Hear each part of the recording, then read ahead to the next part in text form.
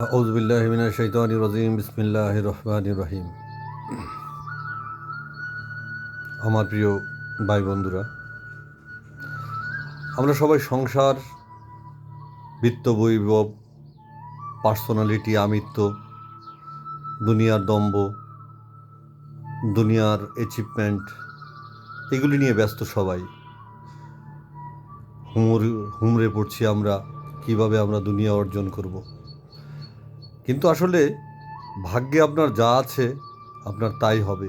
ভাগ্যকে খণ্ডন করার মতো ক্ষমতা আল্লাহ তাআলা কাউকে দেননি।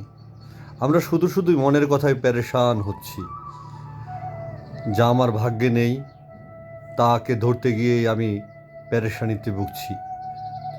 যেটা আমার জীবনে আসবে না সেই থিঙ্কিং করে, আরও বেশি করে ওভার থিঙ্কিং করে আমি ডিপ্রেশনে চলে যাচ্ছি। এর মূল কারণ আমি ভাগ্যের সাথে লড়াই করতে যাচ্ছি।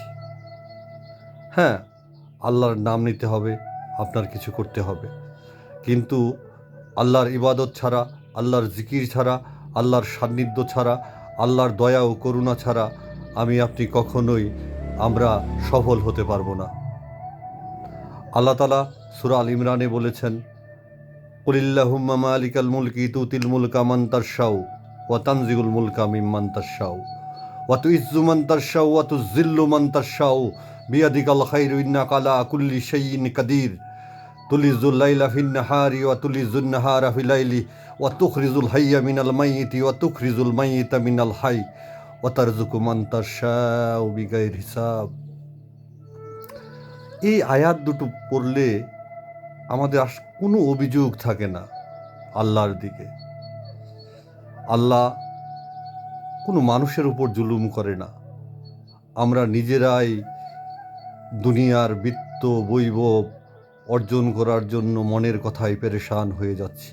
অথচ এই দুটো আয়াতে আল্লাহ তাআলা স্পষ্ট করে বলে দিচ্ছেন, মেনে নাও, স্বীকারোক্তি দাও, এই বিশ্বমণ্ডল, এই নবমণ্ডল, এই পৃথিবী যা কিছু আছে সব কিছুর মালিক তোমার রব। তিনি যাকে ইচ্ছা বাদশাহী দান করেন, যাকে ইচ্ছা বাদশাহী ছিনিয়ে নিয়ে ভিখারি করে দেন। তিনি যাকে ইচ্ছা মান সম্মান ইজ্জত দিয়ে প্রতিষ্ঠিত করেন, যাকে ইচ্ছা জিল্লাত, ঘৃণিত, লাঞ্ছিত, অভিশপ্ত করে দেন। তিনি রাতকে দিনের ভিতর প্রবেশ করান, দিনকে রাতের ভিতর প্রবেশ করান। তিনি মৃত থেকে জীবিত করেন, জীবিত থেকে মৃত করেন। তিনি যাকে খুশি বেশুমার জীবন উপকরণ, বিত্ত বৈভব দান করেন। এখানে আল্লাহ বলে দিয়েছেন সব তার হাতে। আমরা যদি কুরআন মানি, তাহলে আল্লাহর কথা মানি, তাকে স্মরণ করি,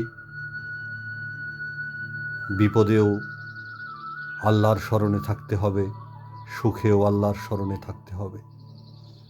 তাহলে হয়তো আমরা ডিপ্রেশন, ওভার থিঙ্কিং, হৃদয়ের যে পেরেশানি, যে যন্ত্রণা, এগুলি থেকে মুক্তি পাব।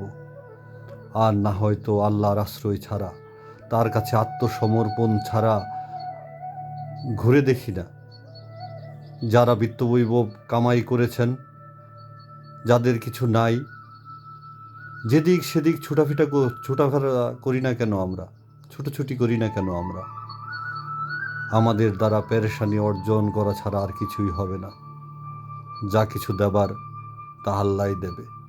শুধু ধৈর্য ধরে বসে থাকতে হবে এবং তাকে ডাকতে হবে। তার নামে দুনিয়ার নিমিত্তে একটু কাজ করতে হবে, কিন্তু ফার্স্ট প্রায়োরিটি বা প্রাধান্যটা আল্লাহকেই দিতে হবে, যে রহমান রহিম, দয়ার সমুদ্র, দয়ার সাগর। তার কাছেই দয়া ভিক্ষা চাইতে হবে, তার কাছেই কাঁদতে হবে। এছাড়া মুক্তির আর কোনো রাস্তা নেই। চলুন আমরা সবাই তার কাছে আত্মসমর্পণ করি। তার কাছে আত্মসমর্পণের মাঝেই রয়েছে আমাদের মুক্তির পথ।